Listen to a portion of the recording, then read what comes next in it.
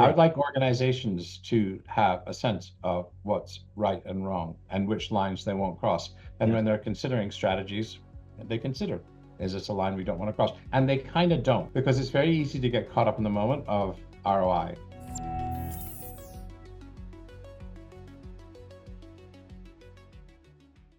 Welcome back to Beyond the Byte, the show where we decode the future of tech one byte at a time and ask the questions no algorithm dares to answer. I'm Mo Hafiz, your host, and today we're pulling back the curtain on a critical idea. What if the real problem with AI isn't the technology, but rather the people? That's not a hot take. It's the foundation of a brilliant book by today's guest, Paul Gibbons. He's a philosopher, business ethicist, former investment banker, author of The Science of Organizational Change, and now author of Adopting AI, a People-First Approach. Paul has spent decades at the intersection of leadership, ethics, and change, and he's here to help us wrestle with the big question: how do we adopt AI in a way that honors people first and not just profits or progress? And today's conversation is one I've been looking forward to because it touches on the very soul of what we do here and talk about here. Not just what AI is, but what it means for people, organizations, and the planet. Hi, Paul. It is such a pleasure to have you on the show. Hey, very good to be here. And what a great time to be talking about AI and AI literacy. I suppose you've been reading the newspapers and the screams of the howls on LinkedIn. Absolutely. Students cheating their way through university. I'm sure we'll get into that. Absolutely. And you're right. What a time indeed. And you know, talking about cheating in schools, there's huge reform coming. It's obvious that it's needed yesterday. But Paul, I want to, I want to dive into your philosophy and your book. But before we dive into this book, I want our viewers to get to know you. You are a rare hybrid. I mean, you're a philosopher and a business leader. Tell us how that came to be. My dad's about to turn 89, and he summarizes my career as follows. He says, anytime you get good at something, you start doing something new. And, you know, parents, there's an old saying, parents know how to push your buttons. You know why? Because they installed them. So anyway, so there's a grain of truth in that. And that leads to, for example, investment banking. I stayed with it for 7 years. And 5 years later, I asked for a recommendation for a friend of mine who was on the board of a firm called Long-Term Capital, whose salary in 1992 was $24 million. That was a lot of money in 1992. It's not so much today. I mean, $24 million a year, right? That's a drop in the ocean. Yeah. So I left investment banking for the big payout. I left big consulting just as Accenture was bought out, and I would have been a partner, so I would have had a huge payday. Started my own firm, ran that for 10 years, moved to the United States, got a little bored of that, became a university professor, got a little bored of that. And I'm also the same way with academic stuff, like I was a mathematician and a computer scientist. I used the first, there was a kit you could buy in 1976 called the Altair 8080. There was the first 8080 processor chip you could put together. I built that. I was on early Unix systems. And then I'm going to be a doctor.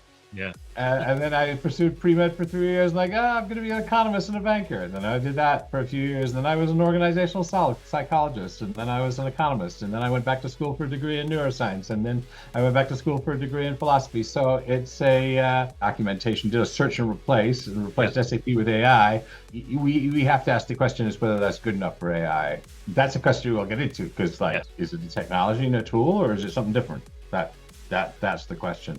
And so I was dissatisfied with what was out there in the world. I was also deeply curious about it. And Mo, I know you've been traveling in this space a long time. I am, for the first time, probably since I was a scientist, which the last time I was a research scientist a little bit in the 90s, but mostly in the 70s and 80s, I am fascinated intellectually. This is the most complex thing at every level that we've had.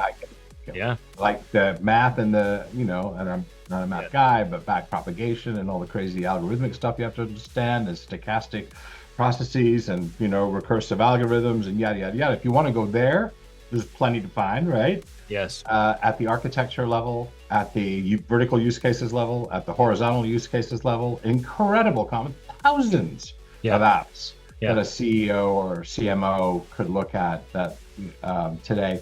and then at the technology and society level, at the organization cultural level, at the organizational learning level. I mean, I just find it's like drinking from a fire hose. Are you with me on this? I don't know. 100%. No, it is not only is it a complex topic, and not only is it a nuanced and very technically deep topic. It's one of the reasons I love it. The more and the fact that it's all based on mathematics and statistical models, it is incredible as a technology to explore. So I'm with you there. But not only that, the implications that it has on societal change, and not just societal change, but the way humans will change as a result. And we've been seeing this reliance on tech, but now it's going to a whole new level. I mean, it used to be that, when we talk about reliance on tech, it's instead of printing out your maps, you've got a navigation system that tells you where to go. So now we're relying on tech to help us get around. But when we're talking about AI now, we're talking about a whole other level of reliance, right? Taking all of this idea of the human knowledge and putting it into a machine that can talk back with us and is now our little companion. It's fascinating. And the way it's going to change society and humanity and businesses and how we do work and how we interact with each other. I mean, that if that is not a topic worthy of jumping into and figuring out, having thought leadership and understanding, well, what are we doing here and how do we need to do this? Then I don't know what is. So I'm with you. And I think that's one of the reasons I love that you wrote this book. And I love that your approach about it is, let's not forget the tech is powerful, but it's all going to be about people at the end and what people do with the tech. So kind of jumping off of that, I want to ask you another question. When we're talking about AI today and this complexity and how it's doing with society, what do you think is one of the biggest blind spots that we have right now as a society when it comes to AI and technology? Good golly. I don't know if it's a blind spot, because there's certainly people who think about it, but one of the things that has to be a worry is, like, what use cases are we pointing it at? Yes. Now, you could use it to try and solve, I'll just list a few things. Well, poverty, sanitation, irrigation, water resources, industrialization, infrastructure building in the third world, yada, yada, yada. You could point at some very difficult problems. You could point at the situation in the United States, poverty, homelessness. You could point at even first world countries have problems like that. Yeah. Or you could point it at making better self-driving cars or answering emails a little slicker. And I guess my worry to some extent is that we're focusing it, like, because we live in a capitalist world, you like that, you don't like it, like, grow up. That's what it is. Yeah. We're using it in ways that make the most money. Now that sounds kind of uncontroversial, of course we are, dude. Like, what else would you do? But there are other directions in which the technology can be steered. One of the dangerous ways that it's being steered is, for example, an automated arms race.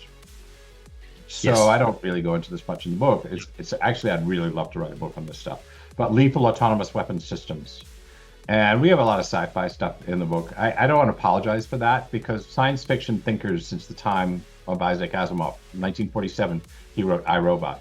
Yeah. He developed the 3 laws of robotics in 1947. Wow, dude. That's like 80 years. Well, no, Asimov was ahead of his time. Asimov was absolutely ahead of his time. If you read his writings, the guy was living in the future. Yeah, like, wow. How do you even think about artificial intelligence in, like, 1947? And anyway, yeah. And so he wrote I, Robot, and that's just very exciting to me. So we use a lot of sci-fi. One of the things, of course, in sci-fi is the Terminator scenario, which everyone's here. Yawn. It's one of my favorite shoot 'em ups and movies. And but Terminator from the T-100. Now I don't know if you remember Terminator 2. Of course, that's the one. Skynet, and there's a T-100. We have things that look just like that. So don't kid yourself that this is kind of some, like, wild thing. We have things look like now. Right now, we have humans in the loop. Yeah. So in Nellis Air Force Base in Nevada, which is, I believe, where they fly semi-autonomous drones from. Yeah. But we're no distance from fully autonomous drones. We're no distance from fully autonomous mechanized killing machines. No distance at all. And we haven't even begun. And so this is what I worry about, is war becomes more of a manufacturing problem than a moral problem. Oh, yes. How much stuff can we make? Now, it's always been, like, logistics always matter in war. Yeah.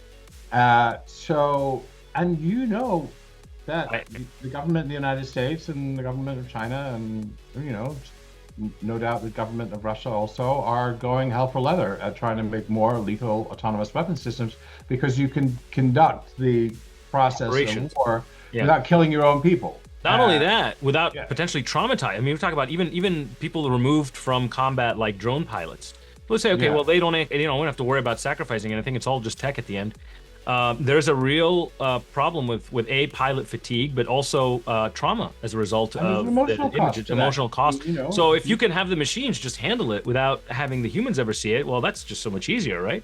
Yeah. No, I completely agree. And if you're a drone pilot, that human in the loop, and I do say this, if I did write a book on this, but I haven't written a book on this, but I did write a book on autonomous weapon systems. Back in the old days, Yeah. 50,000 years ago, if you wanted to harm someone, you had to get up that close and risk putting yourself at harm yourself. If you wanted to hit him with a club, he's going to hit you back. So warfare and conflict was personal. Personal, right? Then with archery, siege weapons, artillery, Yeah. airfare, Rockets, naval warfare, and everything like that. The it's distance become more between- distant from. Yeah, it's That's no right. longer two people with big knives staring each other down. Yeah, I mean, I remember when Baghdad, which isn't the worst example of it, nearly 100,000 people died, and I think about that. If you think about 100,000 people dying, there's 30,000 of them are children, right? Yeah. I mean, you think about the death of a single child in a hospital. Wow, that brings tears to my eyes. Watching this great television show called The Pit, by the way. Okay. I cry nearly every episode because there's something like that, some kind of deeply human death. One child, but if you multiply it by 30,000, it becomes an abstraction. So we're not talking about AI, but these huge numbers that we deal with in war Yes. become abstract numbers. Ideas. And they're in the Yeah. wrong part of the brain. They're in the cerebral cortex part of the brain, Not not in the part of the brain that's feels. designed to feel. It's the technical part, the part that looks at it as math and numbers, as opposed to the part that's connected to the heart, where you're like, that, ouch, that's a lot of people. Yeah, that's a child, man. That's someone's mom crying. And then one of the pictures I saw, I can't remember which country it was in, from the Middle East, was a mother, hanging on to, in tears, hanging on to her dead baby like that. And I just think, I don't even know what it's like to multiply that by 30,000 children. I just don't know what that would. The mind can't capture that much grief. So anyway, I don't want to do that, but the more we bring automation into weapon systems, that's the worry as war becomes sanitized. Yes. Yeah. It becomes and anesthetized. Yeah. And I don't think that's a good thing. So absolutely. Thank you for mentioning that, Paul. I mean, that is a real worry when you're creating automation technology. I mean, when you're automating, a lot of it is, okay, well, great. We don't want to have eyes on this. We don't want to have humans in this. That human in the loop concept. We talk about the human in the loop concept a lot, but when it comes to war, it seems like you really don't want a human in the loop at all, and that is incredibly dangerous. So let's. I want to go ahead and then go now into a little bit. I didn't think we'd go here, by the way. I didn't think we'd go there either, but now that we're here. So let's play with this. This concept of AI governance. One of the things that I liked in your book, this concept of you compared governance to a transmission that links, and I love this, strategy to behavior. So I want you to tell me a little bit why that metaphor is so important for leaders to think about when we're talking about this concept of AI governance, governing this technology. Yeah, I mean, so governance, I think the ethics of AI are complex, and there are 5 chapters on ethics in the book Adopting AI, which came out a month ago. But one of the final chapters of that is governance, because what organizations are very good to, I was in the sustainability business for a long time, one of the other things. We had a consultancy that was advising on carbon capture and storage and applying culture and leadership to sustainability. 20 years ago. Anyway, but good. We need that now too. Yeah, well, we certainly could. But so I mean, these are substantial risks with AI. But what I saw in the sustainability world was organizations were very good at signing up to a set of principles. Yeah. Very good at espousing a set of values. And so a lot of the work that my writing from 10 years ago was, if you think of organizational culture as values, then what you do is you try and change people's values. Which, okay, so first of all, that's awfully hard to do. Right. It is. Good luck. But secondly, even if you can change people, the values that people say they aspire to, integrity, customer service, excellence, you can name them. Yeah. Those are Enron's values. Yeah.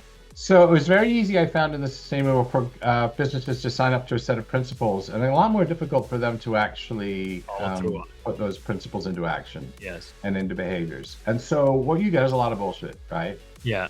And this doesn't just happen with values, it happens with vision statements. I mean, I was there in the 1990s at the birth when organizations started talking about vision statements and purpose statements. Yeah. And so every organization that I walked into had a great big poster on the wall saying, this is our vision and this is our values. Now, I don't say that work's bad work.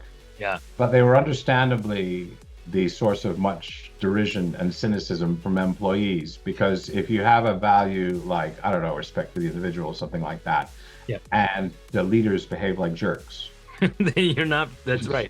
And the employees are like, oh yeah, respect for the individual, bro. Yeah, that was, yeah. No, so I watched the thing the other day. Simon Sinek mentioned it beautifully. He talked about how culture isn't this thing where you're like, oh, our culture is, we're a culture of innovation and, we're hard work at it. Culture is whatever your people do when nobody's looking. That's right. Right? Like that's it. And that's one of the reasons I really love the way you refer to it in the book, is this idea of strategy. Okay, strategies. Oh, this is what we are as a company. This is what we're doing. To behavior. What are people actually doing? Right? And so this is what culture is. So when we talk about ethics, and I also love that you mentioned this in the book, this term, which I also, to be honest with you, I'd heard this term at first reading a book by Dr. Luciano Floridi, The Ethics of AI, where he talks about, and you talk about it too, greenwashing, right? Yes. So this idea of greenwashing, which applies to a lot of stuff environmentally, right? Where a lot of companies are like, oh yeah, we are environmentally, we care about the environment, and blah blah blah, and it's just messaging for them. It's not like they actually don't do it. And then nowadays with AI ethics, there's the term bluewashing, which is kind of similar. AI. Responsible AI. Responsible AI. What are you doing AI things? Well, we've signed up for responsible AI. Oh, okay. Right. Oh yeah. And you're very skeptical. Talk me through what that looks like. You're skeptical of the term responsible AI. I actually noticed that for you, it reads hollow to you. This term, everybody's like, oh, responsible AI. It's the same with vision and values. Like, it's better than nothing, right? Yeah. But it's insufficient. Yeah. So like what we would say in philosophy is it's necessary but insufficient. Yes. And so vision and values that. So responsible AI is necessary but it's insufficient. Yes. And I'm probably a lot of my first books were on culture change, and I'm probably best known for advancing the idea that culture change is about changing habits and behaviors. And so there's a link there between the work of Power of Habit and Atomic Habits and all of that. Great books. If you want to change the culture of a team, change what they're doing. Yeah. Yes. Change the behaviors. Because the behavior. To have a more ethical organization, change the behaviors. Ethics follows the behavior, not the other way around. Change the behaviors. Yes. Anyway. Yeah. That aside, no, I love responsible AI, except for there are two things that stand out for me in responsible AI that are missing. One is anything to do with the environment, so it's not in there. I mean, it's just not, right? It's not. And then when a prompt costs a bottle of water, let's be honest, it's not. And the other thing is systemic effects on the labor force. Yeah. Oh yeah. Which is like there'll be 100 million people out of work. Now, I just think if you ignore people and planet in a framework called responsible AI, it's responsible in name only. Right? Mm-hmm. Now, okay, there's other legislation. There's legislation that protects workers. There's legislation that protects environment. We have policies that protect workers. We have policies that protect the environment. Yes, but why are they missing from your AI? Because AI is going to affect that stuff by like more than anything else you do, right? So what's the idea behind it's almost like you have, we'll have our governance of AI over here, and we'll have our governance of something else over here, and we'll have our governance over here. No. That's not the way to think about the problem. So that's one critique I have of responsible AI. The second one is the greenwashing critique I have of responsible AI. And it's old. I think responsible AI, I think it hails from 2018. So, bro, let's have the next patch drop, right? Right, the next patch. Let's go for Civilization 7. Programming right? culture. Whatever's next. Whatever's next. See, this is a good point because this concept of ethical AI, we know that it's a very nebulous concept. It's so large, and people's ethics are different, right? Let's be honest. So, what are the dangers? There's like over 200 ethical frameworks out there, right? So, what are the dangers that of simply trying to adopt or copy ethical frameworks instead of actually creating your own? That's a great question. That's a great question. So it's very easy to sign up to something like responsible AI, but say there was a responsible AI 2.0 that had sustainability type stuff, environmental type stuff, and stuff around, say, diversity, inclusion, say, protection of the workforce, whatever they are, right? Say, like, you craft it. I would rather have boards reinvent the wheel. So I'd rather have them take one of the pre-existing responsible AI frameworks, take Microsoft's, for example, and get in there for a half a day and workshop that bad boy and make it your own. Because, listen, much as I'd like every organization in the world to be kind of more sustainable, more, environmental protective, it's not that world that we live in. I would rather have boards sign up for a responsible AI framework, proprietary one, that was their own, that they really believed in, rather than sign up to some bullshit that they didn't believe in. Like, I happen to believe, I know this is countercultural, DEI, there's some value to be restored there, respecting, dignity of various groups that have at some time been marginalized, and something like that. But I can't force that down a corporation's throat. So if they don't want to do it, so I would rather not have a corporation sign up for an abstract set of DEI principles, than sign up for them and have it be bullshit. So if you really, really believe in it, go at it hell for leather. I hope you do. Same with sustainability, same with protections, workforce protections. If we're dealing with 100 million people who are going to be out of work, World Economic Forum puts out numbers like that. McKinsey puts on. That's a lot of people, right? I mean, in the United States, unemployment right now, I think it's like maybe 5.5 million people, 6 million people. I can't remember. Depends how you count it, right? 100 million people is a lot of people. That's like Germany's, I think, 86 million people. It's like a Germany or a Japan. That's a lot of people out of work. So I worry about these things, but I would like boards to sign up for something that they believe in, something that their behaviors will align with, something that they're passionate about, something that aligns with their brand. That's what I'd like from the ethics world. Yeah, where at that point the technology serves those values, helps to create those values, and make them work better and more efficient, rather than it's just about incorporating the tech to achieve profits. And I think that's just such a bad strategy. I actually want to highlight this. We talk about ethics a lot, and you and I, we recognize the importance of business ethics. I mean, you're a business ethicist. I recognize the importance of tech ethics, but when we talk about ethics, it tends to scare some capitalists away. They look at it like, it ought not to. It ought not to, right? So this is one of the reasons why I want to highlight. Let's look at this. How can ethics be a part of strategy, right? Not just silo. So I think that ethics actually it's about good business strategy. I mean, you're talking about sustainability. You're talking about making sure that you don't risk any kind of reputational damage. You're talking about not harming the planet in a way that is irreparable and can create some real lasting negative impacts on future generations. So this idea of ethics, let's kind of, let's table that. Let's talk about it from the perspective of strategy. How do we make it so that ethics is part of a strategy and not just something that is kind of like on its own? I think, ethics is like, what's the right thing to do? If you go back to like when the term started, the first, Aristotle, Plato, Socrates started thinking about ethics, right? You go back there, what's the right thing to do? And part of the calculation that you have to make and what is the right thing to do is, how remunerative will it be? Right? And that is part of the calculation. Now, is it the only part of the calculation? Dude, let's not pretend it's the only part of the calculation. Yes. So and most of us have a deep sense of what's right and wrong in ourselves. Maybe always live up to it, but most of us have a sense of what's right and wrong. Cool. I would like organizations to have a sense of what's right and wrong and which lines they won't cross. And when they're considering strategies, they consider, is this a line we don't want to cross? And they kind of don't, because it's very easy to get caught up in the moment of ROI. Yeah, absolutely. I mean, right now the world demands ROI.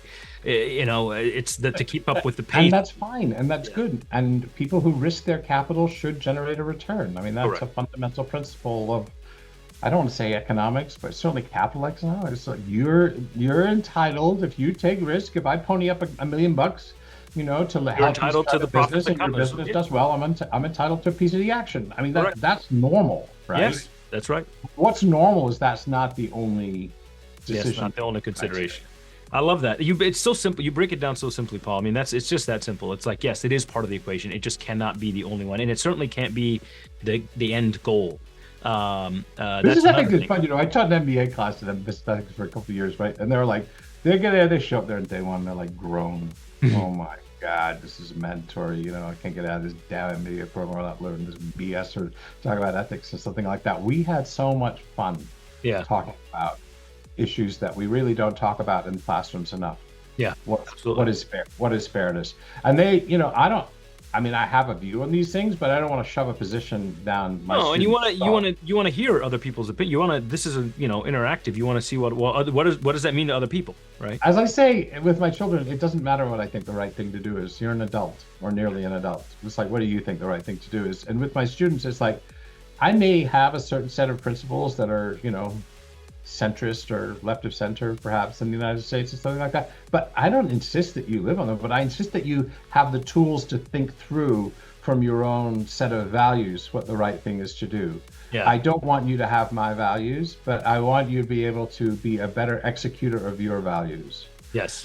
It's almost like religion. Like if I were to say, for example, a very devout Catholic or something like that. Yeah. Like I can't say, people who do this are foolish, right? I think you brought up in the Middle East, I think you would be a better Catholic and I want you to become a Catholic, right? No, I think the moral position taken by our new focus, I want you to be a very good Muslim, or I want you to be a very good Jew, or I want you to be a very good Buddhist. Or if you're an environmentalist, be a damn good environmentalist. Right. Or if you're someone who's a social, what do they call them? A social justice warrior. He said, be a damn good one.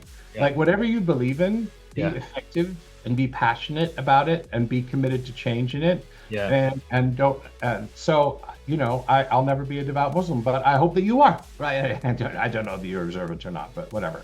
Yeah. I'll never be an evangelical Christian, but if you're going to be an evangelical Christian, be a damn good one. Now, the same is true for business too.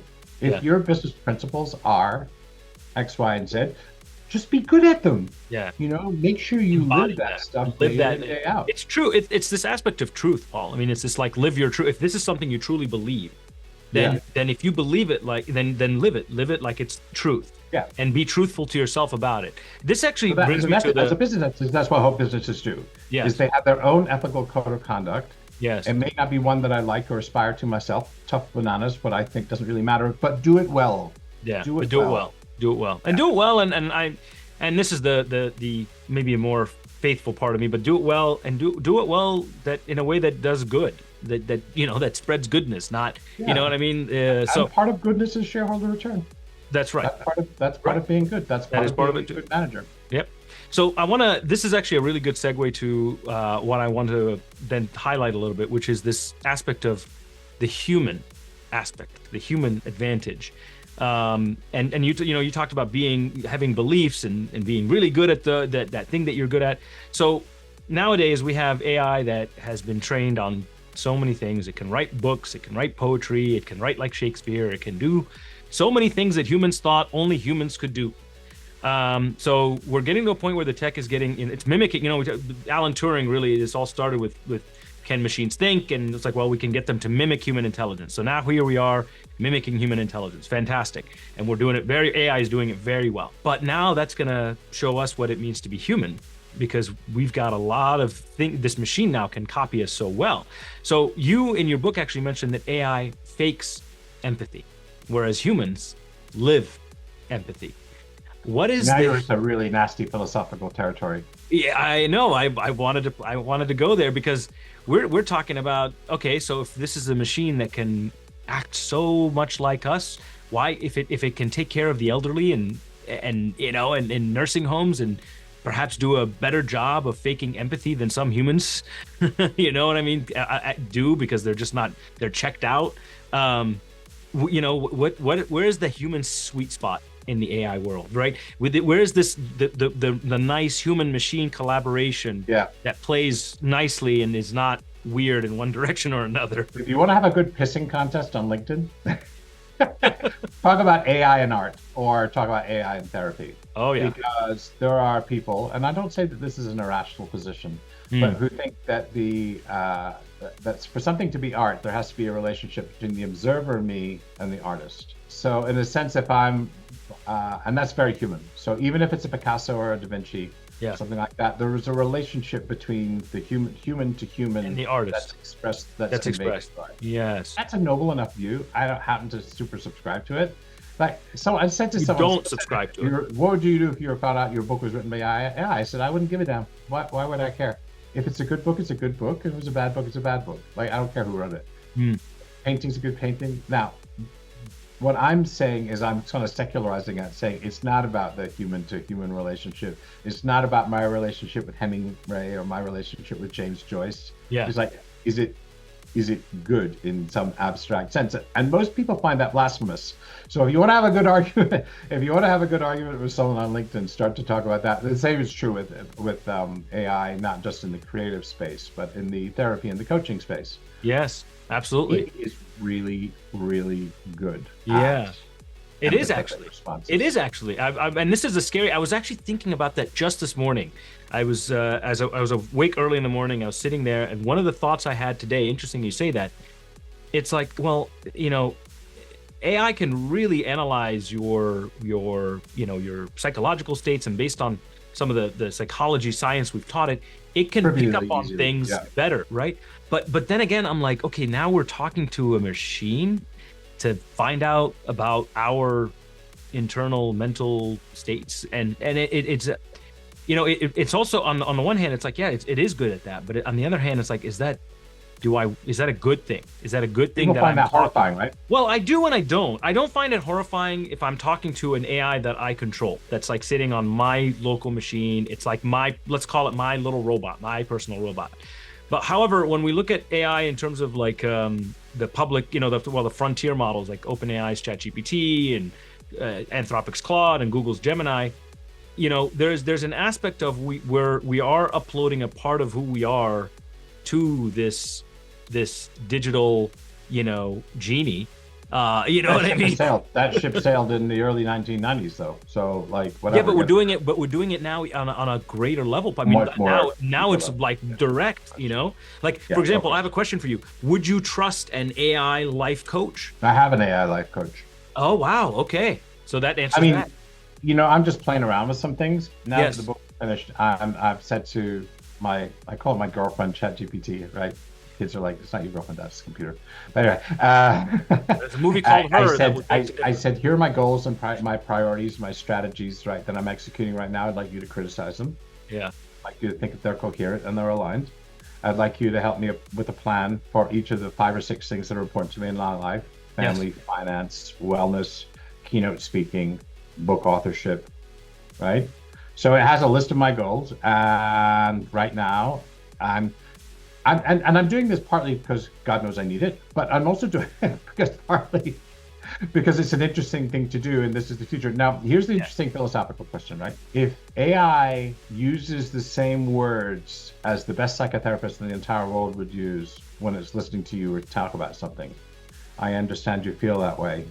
When was the first time you feel that way? What's the next thought you have? This kind of the sort of goes through the things that you would expect an empathetic listener to say. Right? Yes, that's right. You're right. You'd expect it to say all of those things. Yes. If it's doing that, is it being empathetic? No. And there are people who would say, this goes why I introduced the art example.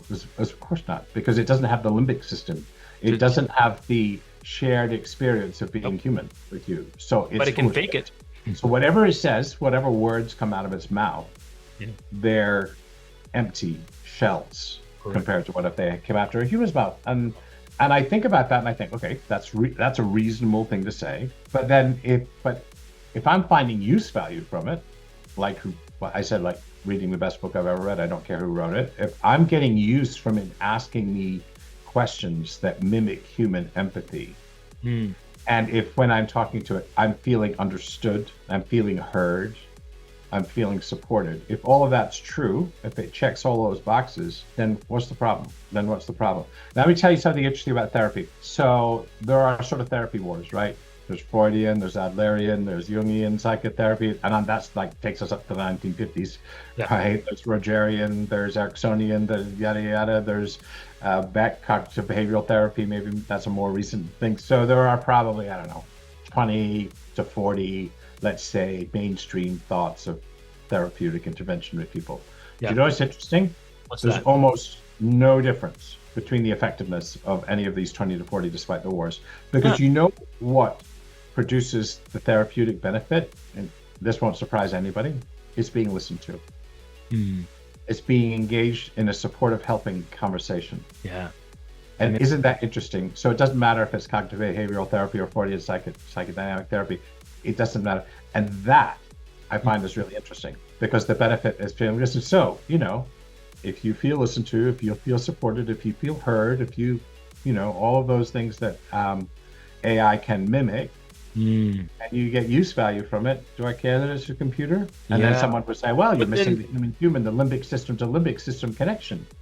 Like, when we talk about stuff with AI, Paul, we talk about things about scaling, right? AI is a scaler. And this is the thing now that you just got me thinking about, very, very interesting, which is, yes, you're right. There is not a lot of therapists nowadays. It's hard for people to even find therapists to talk to. And now everybody has one in let's say ChatGPT. In a ChatGPT window, they've got a therapist ready to talk to them at any moment. So on the one hand, based on what you said, yes, if you know, as long as it's helping me engage in the exercise, which, as you mentioned, is really what matters, is engaging in that exercise. Now we can do it at any time from a chat prompt, and we feel heard. We feel, you know, we feel we feel like our life's looked at, and all of those good things that we want from therapy. But then what happens when more and more people are doing this with a machine instead of with other people at scale, after, you know, maybe another year or two?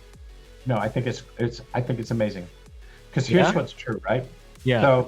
So my ex-wife, bless her, was doing some coaching for one of the big multinationals in the world, the top 10 company in the world, something like that. And I just happened to ask her, I said, what are you charging? She's at the C-suite level. She said, yeah, I'm charging around $7.50 an hour. Now, the minimum wage in Alabama is $7.50 an hour. So she wasn't that. She was like 100 times that. So she's charging $750 an hour for a top executive coach. And there are people who charge more than that. Like I reckon Marshall Goldsmith, you might pay twice that. And so a New York Park Avenue psychotherapist probably $300 an hour, I would guess, something like that, right? $400 an hour. I think it's Silicon Valley. I have a friend who has a personal trainer, who's a tech bro, crypto trader guy. His personal trainer is $375 an hour. I said, dude, you're out of your mind. But so what I see, why is this relevant? Because it's the democratization of that process, and not everybody can afford $250 an hour to go to a therapist. Correct. Right. And a personal so the democratization of that, the chance for people who are on modest incomes, which, you know, whatever, have like 90% of us, right? Yes. Yeah. You know, to be able to access supportive help. I see. Okay, that's a good way. Would it be 10% better if it was a human? Okay, whatever, right? Yeah. But this person for whom support of that kind was out of reach, now is very much within reach. Yes. And it doesn't matter if they live in freaking Rwanda, Delhi, or Mumbai, or Kuala Lumpur, or Beijing, or San Jose, California, or Tempe, Arizona, or wherever they live in the world. You know, they have access to some sort of supportive thing. So I think it's a huge positive for the world. So, well, wouldn't it also be better in some ways if, instead of just a cold machine, we had AI empowered humans who were, you know, in other words, I mean, I've just had an interview with actually two gentlemen I did interviews with who had virtual assistant staffing firms. And this idea of virtual assistant staffing firms is you utilize the power of AI, but with a human at the helm. And, you know, so let's talk about therapy. You know, if you trust yourself to talk to a machine, why wouldn't we train a whole line of humans that take the machine prompts and humanize them? Why wouldn't we? Huh? Why wouldn't we? Yeah, I mean, that sounds like it's the best of both worlds, right? This is the collaboration, so that it's not just the machine. But I do, one thing I wanted to mention actually about what you said is you're absolutely right. there's a concept called abundance that is kind of being floated around now. The idea that with these AI powered tools, there's going to come a time when everybody's going to have things a lot easier than they used to, because of the fact that we've essentially been able to automate certain things and make them a lot cheaper. One of my favorite quotes is a quote by Thomas Edison, who I admire. He said, "I shall make the electric light so cheap that only the rich will burn candles." And so, Did he really say that? He did. And I think we're coming up at a time when AI is essentially that for us. It's going to make it so that a lot of the things that we used to pay a lot of money for, like lawyers, for example, you got an AI lawyer. So it's not going to cost you $400, $500 an hour anymore, as you mentioned. You have an AI therapist. It's not going to cost you $300 an hour anymore. So this is a very democratization. It's right. And in society, it's a kind of leveling force. Yes. The leveling force. I think that I think that's positive. People said, "Don't you worry about it." I said, "No." It's kind of a good thing. Then okay, this is. So we clearly are both on the same page about how powerful AI technology is and how it's going to improve a lot of things. But let's then go back and temper it a little bit and talk about what are the AI risks that we're overlooking. Because I do feel like AI is a technology that is currently being steered, and how much each of us individually has in terms of sway in that steerage, that's debatable. But there are people who have a lot more resources to throw at things. So what kind of risks should we be on the lookout for so that we can realize this wonderful world where AI makes all of our lives better, but not dystopian? Well, I'm not necessarily blind. So I don't think like Terminator or the Matrix scenarios are that kind of like crazy. I'm a mathematician, I think, in terms of probabilities, right? Okay. Yes. Is something like that where AI all of a sudden takes control of society through autonomous weapon systems? Pretty possible. Unlikely. Yeah, not likely, but possible. Yeah. Could we create a world where human beings are the servants of the machines rather than the other way around? That's possible. Well, if you ask Luciano Floridi, who's a philosopher of information technology, there's ways in which, if you look at our world from up here, 35,000 feet, what you've got is these organic things running around after machines. Yeah. My email pings, my electronic doorbell rings, my inbox things. I get my Trello tells me that I should be working on this project here. Like, in a way, my phone rings. I'm in the way, like the organic end of a silicon system. Now, you could look at it that way. So I don't know.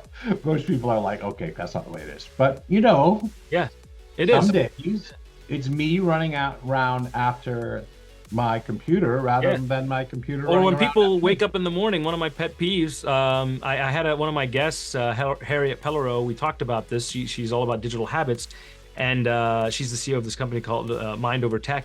And this idea of waking up in the morning and the first things people do is pick up their phone and start checking their email and text. And it's like I like to think of the technology world as a whole blue world that we've created inside of our green world. So we have the green world, which is our earth, and where we wake up and walk and all of the stuff. And then we've created this whole other world inside in this blue world. And I think people sometimes wake up in the morning and the first thing they do is, instead of spending time in the green world, they jump right into the blue one. And not only do I live my life like that, but I've been doing it for 25 years, right? Yeah. So longer. But is that a good thing? Is that a good thing? That's and Paul, I can tell you're also a futurist. So you've I'm sure extrapolated how this can go when we talk about quantum computing and virtual reality and augmented reality, and the reality of augmented reality is closer than it's ever been. It's tantalizingly close. Google just showed off the Samsung XR, right? The glasses that when you put them on, it overlays digital aspects on your world. Not only that, you're going to have potentially have a walking AI companion with you. A heads up, what they call a heads up display. A heads up display. Right. So, this is clearly now we really blending the world. I mean, it used to be that before, in order for you to enter the blue world, you had to turn on your machine and you had to wait for it to boot up. And, you hear and then you have to log on and hear that ding, ding, that it used to have, 20 seconds to get on the internet or a minute or whatever. I am, old enough to remember a time when that was how we connected. And now we wake up and we're immediately online. We are immediately connected. And now we're going to put it onto our faces so that we walk around. I could wake up with my glasses on and have the little, have a chat bot or what have you, an LLM in my glasses say, hey, good morning, Mr. Hafez. Bright and early, you got to get ready for your workout. The tech has now become so blended with us, right? So one of the things in Buddhism, one of the stuff I studied comparative religion for a long time. This is one of the things that I did for a thing. And one of the things in Buddhism is that the difference between you and I is an illusion, right? We are all part of the same fabric of the same thing. And if I believe that to be true, that you and I are part of the same fabric of creation, it's impossible for me to harm you because I'd be harming part of myself, right? Okay. We don't need to go into religion there, but that's an example of, if you look at the world as a silicon carbon ecosystem at large. And there was something called the Gaia hypothesis, which is kind of past. It was kind of a hippie thing now. But the guy was actually a scientist, and he said the Earth is a living, breathing organism. You could look at the metaphors of the rivers as being its arteries, and the oxygen, the bellow, the trees as its lungs. And you could look at the whole thing, and people at the time like, this sound like crackpot green hippie, right? Something like that. But as we understood the science better, that's kind of how it behaves. Correct. And so what we have is this silicon carbon entity. If you look at it, like you're an alien from another place, right? And you do the doing, and you turn your super powerful, telescopes on Earth, and you observe this thing, and you think, oh, there's a bunch of these silicon entities running around, and there's a bunch of these kind of organic carbon-based entities running around, or something like that. You would see the whole system. So there's no doubt, and Luciano Floridi's my boy on this, right? There's no doubt that we're beginning to resemble a symbiotes in some ways. And this is relatively recent. You gotta remember, the microprocessor is like 1957, right? The first digital computer is 1937 or something like that. Correct. The first personal computer was around. The Atkinsoft Berry computer. That was 1937. So like we're at the dawn of this thing. Like civilization, we didn't invent writing until 5,000 years ago, right? Right. Like these are new things. So there's no doubt that we are already silicon carbon symbiotes in some ways. Yes. And whether that will continue, you bet your bet. You bet anything you like on that. It will continue. Virtual reality glasses, augmented reality, neuromorphic chips implanted in the brain. That's where it's inevitable. All this stuff will come to pass. It's inevitable. Maybe it won't come to pass in my lifetime, but it will come to pass. Yeah. That's amazing. You know, there's actually So is that harmful? I don't really know. I don't know from what perspective could I judge whether this Paul that wakes up in the morning and checks his phone, and that logs on and checks his email, and that reads the 3 or 4 newspapers that I read, and blah blah blah, does this kind of all this electronic stuff. I don't know any other Pauls.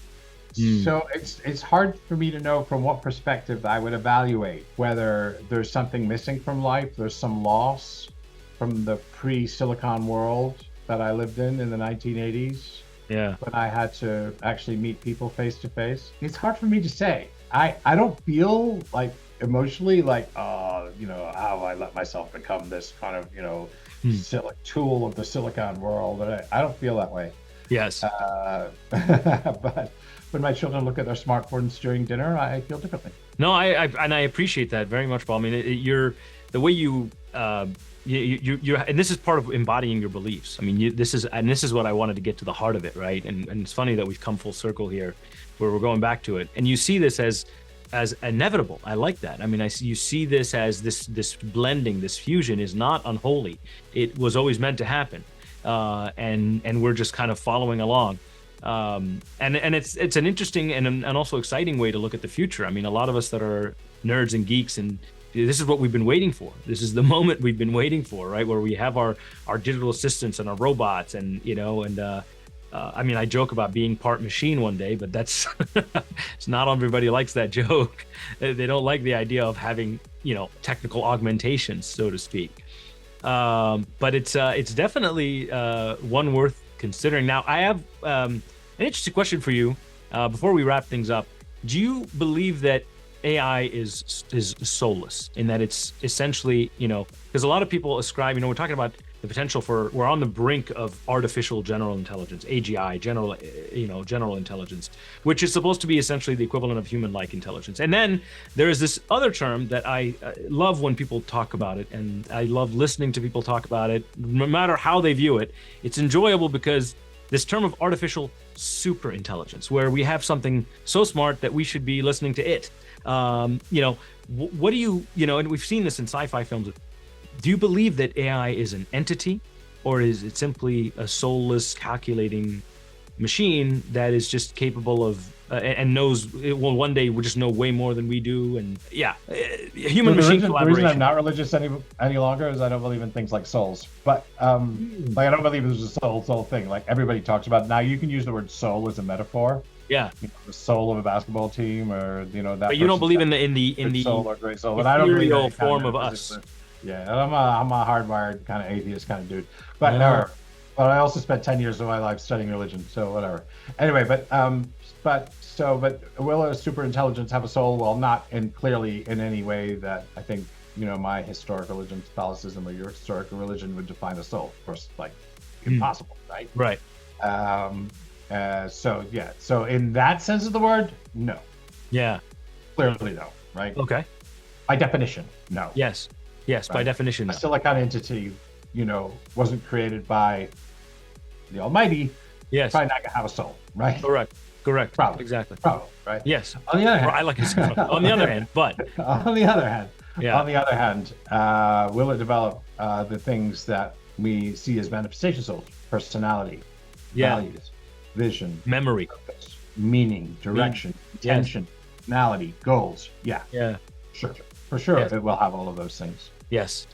So like, is it against the question of like this empathy question? If it walks like a duck and talks like a duck, is it a duck? Probably a duck. Yeah. And we're saying if it acts like it has a soul, then it has a soul. So that's one view. And the other view is you're full of it, buddy. Yeah. Can't have a soul. You know why I asked souls are given to us by our creator. So you know why I asked this? I asked this because on the show on Beyond the Byte, and also at my company, Bytewise, we are basically talking about this human machine collaboration, the future of human machine collaboration. What's that going to look like? So at the same time, as we talk about AI embodying, being embodied AI, being put in robots, how do we treat these things, right? Can you be mean to them?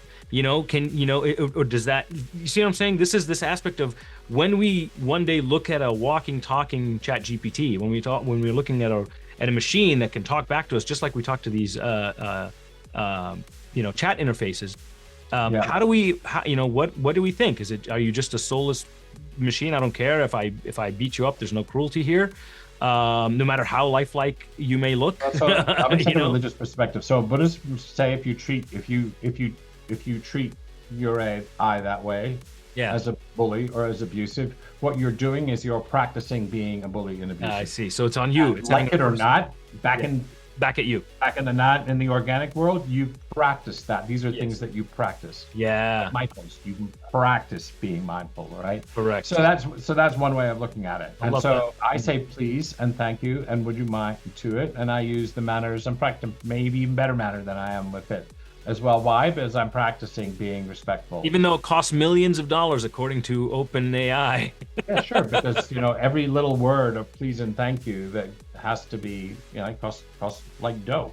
Yeah. And it may sound like okay, whatever. It costs a nickel, but if you do that 1 trillion times, it adds up, right? It does. You're right. That's a great point. It was the philosopher Immanuel Kant who said, "Why should we be kind to animals?" And he said, "Because we're practicing being kind." That's it. I love that. Yeah. Thank you, Paul. That's so well and succinctly answered. Paul, so we're coming up to the end of the show. I could keep talking to you forever, but what's one message that you would leave our viewers with, especially any leaders or developers who are who are tuning in right now and are looking to adopt AI, do stuff with AI, play with AI, but want to do it right, what is that message that you would leave them with? Well, I guess the idea is putting people first, and that means two things, like directing AI towards things that will do the most good for people. Yeah. So solving human problems, of which there are plenty. And the second thing is, and this is pragmatic advice. So the last one was what we would call in moral philosophy normative. Yeah. Like it's got a should attached to it, right? Yeah. The pragmatic advice doesn't have a should. Putting people first will be more, why we titled the book, The People First Approach to AI, right? Yeah. It's the putting people first has really good pragmatic reasons. In other words, you'll get it done faster and better. And when I say faster and better, I mean you can apply metrics like ROI to it. Yeah. Yeah. So there's a whole story there. I think we're coming to the end of our time. But putting people first both means it's morally praiseworthy. Yes. And putting people first also means you get shit done better. Yes. So both are true. And I don't think we mentioned the title of the book. It's called Adopting AI, friends. Yes. Yes. Now what flies last. Absolutely. Yes. What a powerful conversation, Paul. And I think if there's one takeaway today, it's that, AI isn't just a tech upgrade, but it's really a huge transformation. And I think that's one of the reasons I highly recommend checking out your book, Adopting AI, A People First Approach. It's honestly quite sharp, honest, and it's exactly the kind of guide we need today, especially if you're in a position of influence, to make sure that you're understanding how to lead with this technology in a way that benefits us and benefits humanity. So you'll find the link to Paul's book in the episode description. And also, actually, since we talked about ethical and practical frameworks, if you're looking for a practical or ethical framework to guide your AI journey, we have actually got something for you. There's a clear framework that we use to help companies adopt responsible AI and make it their own. It's free. It's an actionable guide to building AI strategies. And it's grounded in 5 key pillars. And so you'll find the link to the download below there. And if you're watching right now, I want you to pause for a moment and ask yourself not just what you're building with AI, but, and as Paul mentioned, who you're becoming while doing it. Until next time, stay curious, stay ethical, stay human. This has been Beyond the Byte. Thank you, Paul Gibbons. Thank you, Mo.